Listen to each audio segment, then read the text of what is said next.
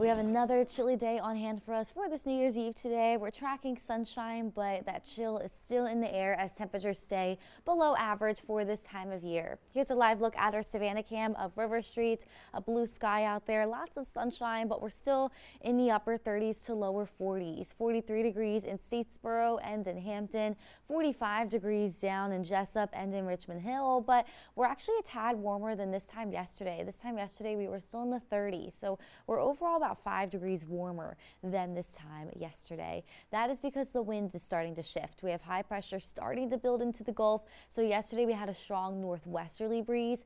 Today the wind is a little bit lighter and it's going to be coming in from the west. So not as cold air blowing into the region. We'll mainly look to range into the 50s for this afternoon, and then our high temperatures stay right around 5 to 10 degrees below average in the lower to middle 50s. 53 degrees in Statesboro and Hampton, 55 degrees in Jessup and in Darien for that high temperature this afternoon. But since we do see a clear sky heading into the evening, our temperatures will drop pretty quickly again for this New Year's Eve. So if you are going out, doing anything for New Year's Eve, you're going to want to bundle up because it's going to be in the upper 30s and lower 40s during the time of those celebrations. And then overnight lows to start out the first day of 2026 are around freezing once again. But this is our last night of it tonight for the week. We do have 32 degrees tomorrow morning in Statesboro and Glenville, 31 degrees in Baxley and in Jessup. So a freezing start to 2026.